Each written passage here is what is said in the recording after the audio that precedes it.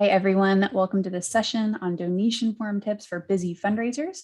My name is Abby. I'm going to be showing you some strategies you can apply to your donation form that will help you raise more money and really kind of set yourself up to succeed with your online fundraising. So before we get too into it, I want to tell you a little bit about why optimizing your donation form is so important. Believe it or not, your donation form can actually make or break a donor's decision to give, no matter how much they connect to your mission or are inspired by your work. Now, having a donation form that is set up specifically to facilitate online gifts is really important. Just over 54% of donors are interested in going online to support their favorite nonprofits. But not everyone who lands on your donation form is committed to giving. Honestly, up to as many as 83% of the people who land on your donation form will leave without making a gift. Now, there are lots of different reasons that a donor may land on your donation form and not give.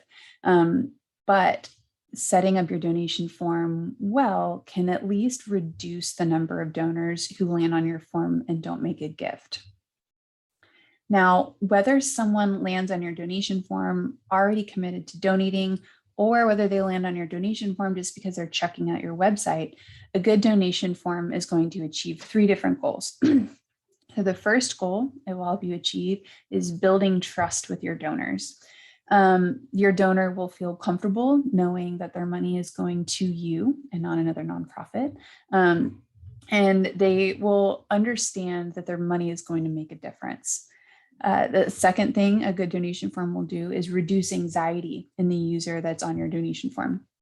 A good form will signal to your donors that their information is safe and that you are trustworthy and that you will use their money well. And then the third thing it will do is remove any kind of friction from the donation process. I use air quotes because friction is a term that really describes anything that will confuse or make your donors feel uncertain at any point. So if your donor gets stuck, if they have to stop and think about what they're doing on your donation form, that's friction, and we want to remove that. So today I'm going to show you some industry best practices that will help you build trust, reduce anxiety, and remove friction.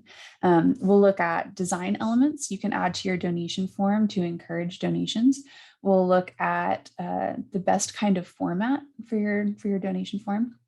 We'll also look at a few different strategies you can apply to your donation form that will inspire donors to make larger gifts or to inspire them to upgrade a one-time gift to a recurring donation. We'll also look at some adjustments and design elements you can make to your form that will make donors feel comfortable giving to you. And then for each best practice, I'm going to show you the QGIve tools that you can use to apply that best practice to your own form. So the first one I want to touch on is adding storytelling elements to your form. This will help encourage donors, especially donors that are not 100% committed to giving. It will help them commit to making that gift. So this is important for a few reasons. Whether or not someone on your donation form has committed to giving, adding storytelling images and copy is going to help them connect to your organization and your work. Humans are very visual. We connect with people, we connect with animals, but it is harder for us to connect with concepts or mission statements. So connecting donors to the people and animals, if you're an animal shelter, that you'll help is very important. It's also important because it helps us understand that we're making a tangible difference in someone's lives, and that is a huge motivator for donors. This also kind of puts a human face to your organization and to the work that you're doing. We know that donors give to other people and not to organizations. So putting a face to the people that your donors are helping when they give is a very powerful psychological tool that connects them to the people that they're going to help when they give. So when you're building your donation form, try adding a high quality image of a person or a person-like entity, like a puppy or something else to which we can ascribe human emotions, to the top of your form. So this is important. This is an important tip. Use an image, but do not use a video. Do not add a video to the top of your donation form. In a study from our friends over at Next After, they discovered that adding videos to the top of donation forms resulted in a 560% decrease in donations. Videos can be very distracting. So donors will watch a video, get excited about something, and then they'll forget about donating. So add an image, but avoid using videos on your donation forms. I wanted to go back to here. After you've added your image, add an impact statement or some copy to your donation form about why your donors' gifts matter and what those gifts will accomplish. Now, this step will help you achieve two goals. So first, you're helping build trust between yourself and the donor. They know that they are giving to you. They know that they are giving to a legitimate nonprofit that's going to use their money well. You're also reducing anxiety in your donors. So some well-written copy here will reassure your donors that they're giving to the right campaign, their money will go where they want it to go. And this can really just kind of signal to your donors that you are a legitimate, active nonprofit that's going to use their money wisely. Now, when you are adding storytelling elements to your form, especially when you're adding copy to your form, don't feel like you have to write a ton of copy, but don't feel like you have to limit yourself either. We have seen very long copy work well, and we have seen very minimal copy work well. This is a great example of a minimal copy donation form. Whatever you end up creating, focus on having high quality content here. If you need a whole paragraph to explain effectively to your donors why they should support you and how your money or how their money will be used, go for it. If you can do it in a single sentence, that works well. The big thing here is quality. So if you are trying to add some storytelling elements to your donation form, the tool that you're going to love using is our form builder. So this tool is very easy to use. You don't have to be a web designer to add different elements to your donation form. It's very easy to upload your own images, choose your form's theme and colors, and you can add different design elements. Now, I'll tell you from personal experience that this tool is very intuitive and easy to use. I am terrible at design, ask any of my coworkers, and I can still make a great donation form in just a few minutes. So this is a very handy tool for anyone that wants to kind of add some of your own branding and storytelling elements to your form. Adding custom copy to your donation form is also very straightforward. The form builder tool gives you lots of opportunities to add and customize your form's copy. You can also go into the wording section of your control panel and update some language settings there. That's where you can do things like change the language on the buttons on your donation form. And then if you want, you can use Form Builder to add other elements to your donation form and to your donation form's landing page. So we can add, well-written copy in a sidebar. You can add image galleries. You can add other custom content. All of that can be very inspiring and persuasive to undecided donors. Now, I will say this. If you decide to add some of these widgets to your form, I do want to encourage you to keep it simple and to avoid adding anything that could distract your donors from giving. So videos, extra calls to action, and outbound links can all be great elements on some pages, but they can also distract donors from the giving process. So keep it simple. You can always add any of these widgets to the confirmation page that donors land on when they are done giving. That's a great way to keep them engaged with you after they've made a gift. But on the donation form itself, keep it simple and make sure that anything extra you add reinforces the donor's decision to give, keeps them on track, and doesn't distract them from the task at hand. So another powerful strategy that I would encourage you to apply to your donation forms is something called chunking, which is really just splitting the donation process into small chunks. So this is important because long forms nowadays feel very overwhelming to donors. So not long ago, having your donation form split into smaller pieces was not industry best practice. Just a few years ago, donors were much more likely to complete a gift if the donation form was visible all at once. The idea was that the more clicks a donor had to make to go through the giving process, the more opportunities there were for donors to leave the form without submitting the gift. But donor behaviors change, and now splitting donation form processes into smaller pieces is a much more effective way to keep donors kind of focused on the process of giving. Donors are now used to multi-step processes like this. Anytime you go online shopping, you probably go through several different stages of checkout.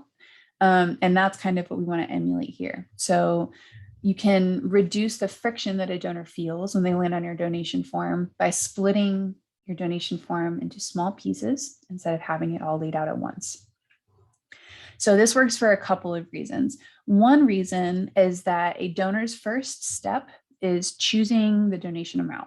When they choose their gift size, they are moved to a different chunk of the donation process.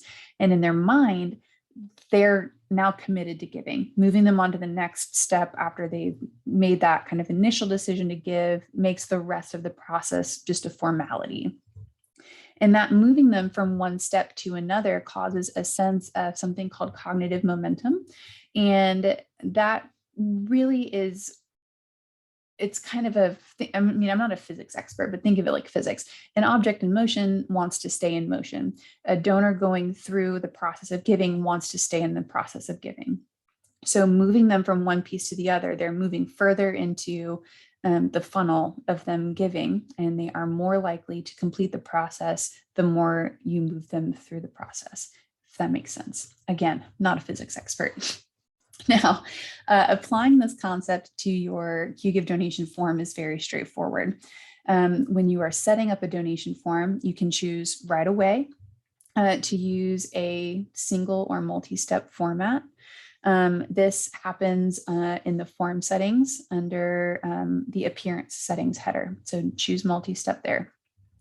Now, if you already have a QGIve donation form that is still single step and you want to convert it, you may be able to do that. Now, based on the number of design elements you have on your donation form may not be neatly converted into a multi-step process. If that's the case, what you can do is clone that donation form and adjust the appearance after you've cloned it.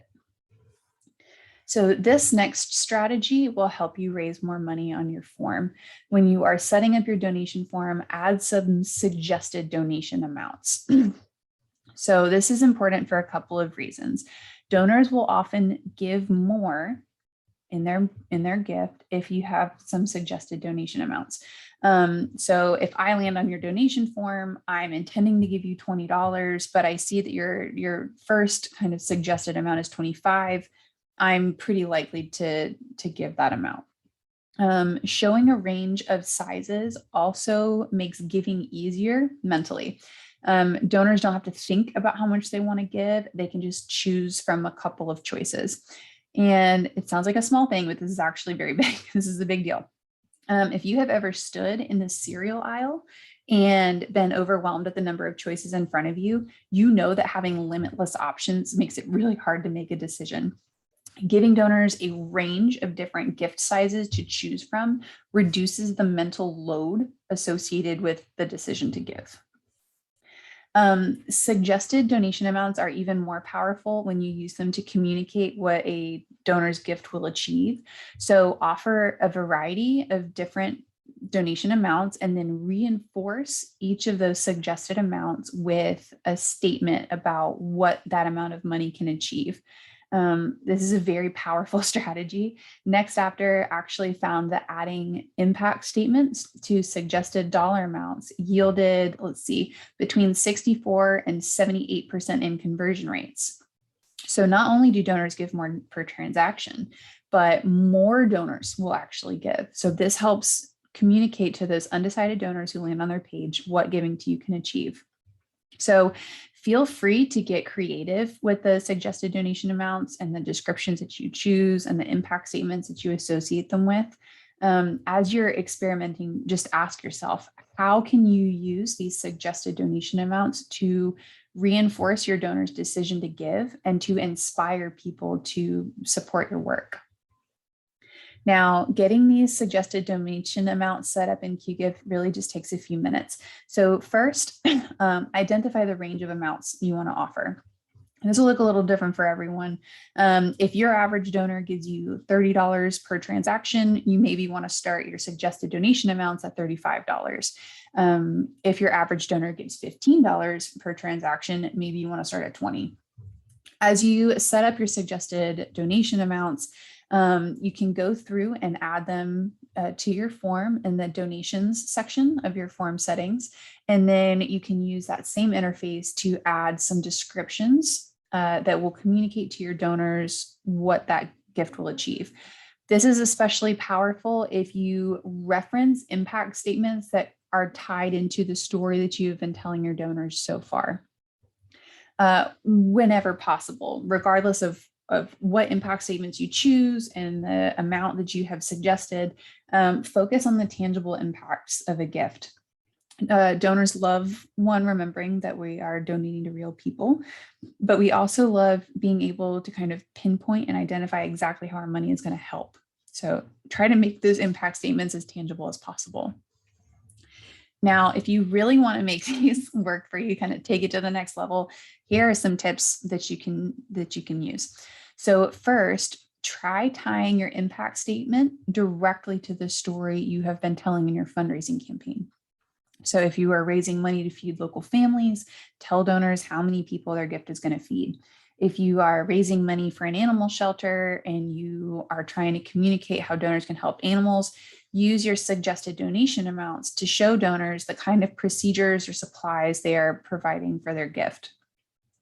You can make an even bigger impression by using images alongside your suggested donation amounts. This image here is a great example.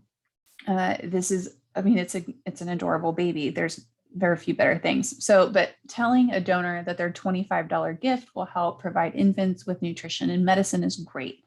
Telling donors that their $25 gift will provide an infant with medicine and nutrition, and then showing them a picture of that baby is even better. My final tip for you is, especially for those of you who are working on building a base of recurring donors, if you have suggested gift amounts on your form, try setting up different suggested amounts for recurring donations. So say your one-time gift range may be, I don't know, $30 to $500, but your recurring donation suggested amounts could run from $20 to $100. Actually, one last tip that I didn't even include on this slide, when you are creating your suggested donation amounts, always leave an option for a donor to set their own amount. If someone can only give you $20 and they land on your form and the least that they can give is $25 and there's not an option for them to choose a different amount, that person will leave. It is better to let donors set their own amounts, even if it is lower than your suggested donation amount, than it is for donors to leave. So do make sure that you let donors set their own amounts. Now, I kind of touched on recurring giving in the last slide, so I want to expand on it here. When you are setting up your donation form, make sure you have enabled recurring gifts on that form. So recurring donors are every fundraiser's dream. Around 45% of all donors give to a monthly giving program, and recurring donors tend to give much more, around 42% more annually than their one-time counterparts. So recurring gifts are regular, dependable income. It represents a base of donors that give more and they stick around longer than one-time donors. Recurring donations are also a really valuable engagement tool for anyone that is trying to build a base of donors who kind of fall into the younger generations. So as many as 52% of millennials prefer to give monthly over making large one-time gifts. So millennial donors and Generation Z donors, those two younger generations, tend to be very philanthropically minded, but they have less disposable income than the baby boomer generation and Generation X. So showing your donors, especially those younger donors, that they can make a big impact by giving a smaller amount every month is a really powerful way to welcome them into your donor base. Now, before I want to show you how to set up recurring donations in QGIF systems, I do want to give you a couple of pointers that can make your recurring program more appealing. So first, try to include a short, clear appeal for recurring donations on your form. Now, the team that put this form together used some custom coding, so it looks a little different than standard QGIF forms, but I want to draw attention to the appeal on the right-hand side.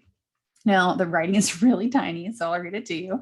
That it says, become a monthly donor and your ongoing support will provide food and shelter for hungry, homeless neighbors. Now, they added a little banner that said greatest impact here. And I also want to point out their suggested gift amounts. So the suggested gift amounts for one-time donations start at, let's see, $35. But the suggested gift amount for recurring gifts is just $20. So both one-time and recurring donors can choose their own amount, but the suggested gift size for recurring donations is smaller than one-time gifts. It is also important to offer a variety of different billing frequencies. So as you learn about donors and their behaviors, the billing frequencies you offer may change. You'll probably want to at least include a monthly donation option. That is by far the most common type of recurring donor, but you may also want to add quarterly billing frequencies. Or if you have a large base of donors that wants to give every time they get paid and they get paid biweekly, you may want to add biweekly. Really just depends on your donor base and their preferences. Now, one last thing, and I want to yell at you, but I won't. This is just really important. Please do not default to recurring gifts on your donation form. Now, there's always an exception. If you are running a campaign that is centered on recurring gifts, if you are sending an appeal explicitly asking for recurring gifts, then it's okay to link to a form that has recurring set as the default. But your year-round donation form and any other form you share should not default to recurring gifts unless donors know that that is going to be the default. Setting your form to default to recurring donations is a great way to upset your donors. They may feel as though you're trying to trick them.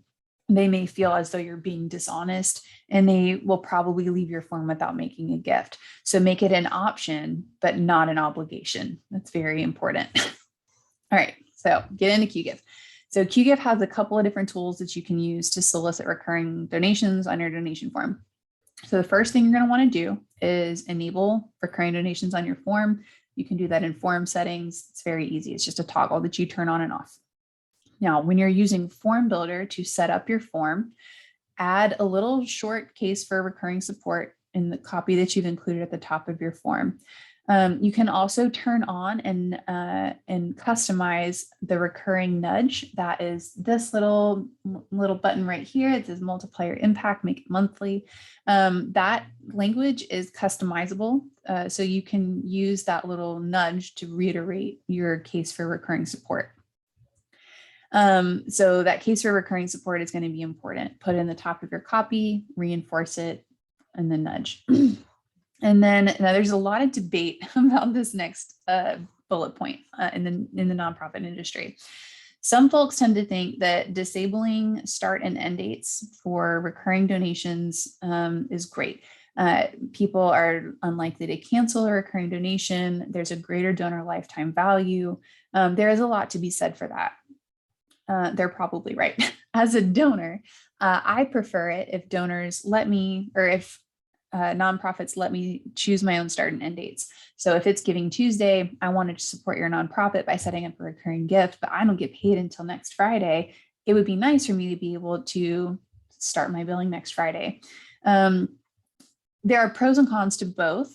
either way, I would encourage you at least to invite your donors to create donor accounts. They can use those to manage their payment methods, change the frequency or the billing dates of their recurring donation. So even if you don't enable start and end dates, it's a personal preference, then do at least give donors a way to manage their donation frequency, their card information, and other important information on their own. Now, if you're using QGIve, you can also try enabling our recurring modal in your form settings. A recurring modal is a pop-up that appears at the end of the donation process, and that invites one-time donors to upgrade their gift and make it on a recurring basis. This is definitely a great tool to try out, especially if you are really working on recruiting more recurring donors. Just like the nudge, you can toggle this on and off in your control panel. So play around with it, see what you think. This can be a really great way, one, to encourage people to upgrade their gift. And two, even if they choose to just go forward with the one-time gift, it can be a really powerful way to remind them in the future that recurring gifts are an option. Now, the last big point I want to touch on is trust indicators. Trust indicators are very small, subtle details that you probably don't really think about as you build your donation forms, but they are very important to your donors.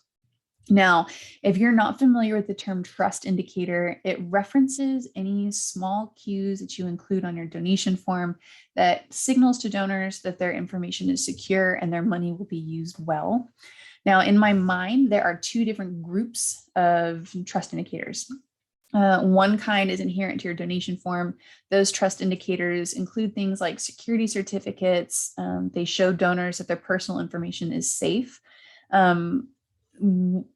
Another kind of trust indicator are badges like the ones over here, the Charity Navigator badge, the Guide Star badges.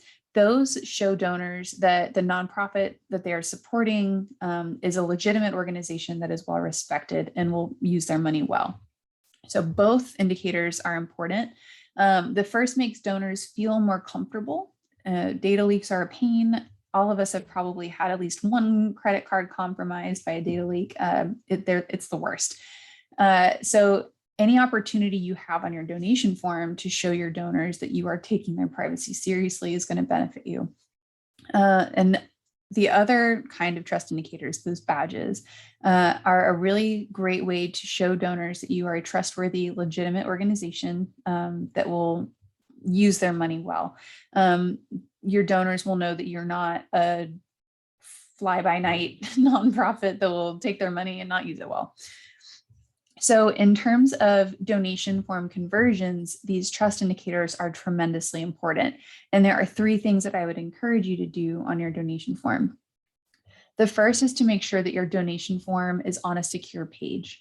So if your URL begins with that HTTPS prefix, your donors know that your page is encrypted, their information is safe.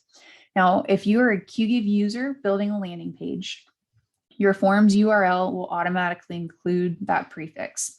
Now, if you embed your donation form on a web page on your site, instead of building a landing page, the form is secure, even if the URL at the top of the page doesn't have that prefix. That said, you know your form is secure. Your donors don't necessarily know that. So make sure that the page you use to embed your donation form has that HTTPS prefix. Now, the second thing I would encourage you to do is to make sure there is a lock icon by the payment information chunk of your donation form. It's a very small detail, but our friends over at Next After did discover that adding a lock icon, just the icon, to the area of your donation form where donors add their payment information increased donations by 95%. Donors want to feel safe. They want to feel comfortable giving you their sensitive information, and a lock icon is a very simple way of doing that. Now, if you are using a QGIve form, your form already has the lock icon on it, you can go ahead and cross that off your to-do list.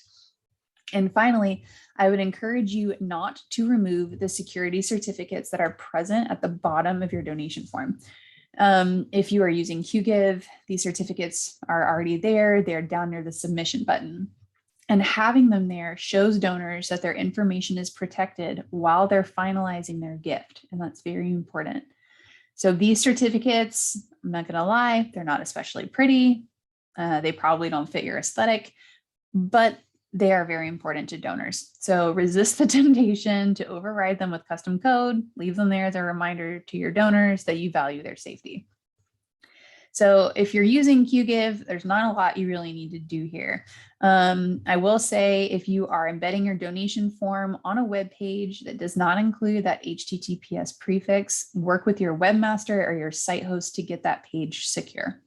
Your donation form already includes the lock icon and the security certificates. And then if you do want to add some of the other trust indicators that we talked about, like the Guide Star badge, the Charity Navigator badge, or even something custom like in this screenshot, you can do so using the form building tool. And you can add really anything you want to the rest of your donation form in the landing page that hosts it.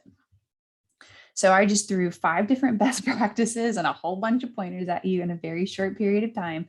So let's do a quick recap of what we just covered. So if you want your donation form to perform as well as possible, you're going to want to include some elements that build trust with your donors, reduce any anxiety that they may feel, whether consciously or subconsciously, and then take steps to reduce any friction that might slow them down or dissuade them entirely from giving. So add storytelling elements like images and some copy to your donation form. This will help encourage donors to give even if they haven't already made up their mind to do so. Then show your donors those storytelling elements and reinforce them with your suggested donation amounts. Make sure you have recurring amounts enabled here too. And then cut your donation process into little chunks that help donors kind of process the information that they're giving you before moving on to the next step. As they move through the donation process, use subtle trust indicators to reassure your donors that they are supporting a trustworthy organization and that their information is safe with you. All of these strategies should be pretty easy for you to implement on your QGive form. That said, you don't have to do it alone. Every QGive user has access to free unlimited phone and email support. We have a really handy help desk that you can search through that has step-by-step pictures and guides on how to do everything we talked about today. And we are always ready to answer any questions that you might have about your tools. If you would like to get a hold of us, here's how to do that. If you're already using QGive, you can email us at support@qgive.com. We will kind of take your ticket, we'll help you figure out what you need to do to get your form up and running and as well optimized as possible. If you are not using QGive and you're interested in learning more about the tools we talked about today, give us a call or send us an email at contact@qgive.com. You'll always talk to a real life person. We can ask questions, get to know you and your organization, and then show you what we can do to help you. And then if you don't want to talk yet, but you are interested in learning more about fundraising best practices, like what we talked about today, check out our blog. We've got all kinds of cool articles on our website. We've got webinars that can help you learn more about fundraising best practices. And then qgive.com has a really handy list of all of the features and tools that you'd have access to if you were using our platform. All right, all of that said, happy fundraising. I can't wait to see what you do with your donation form.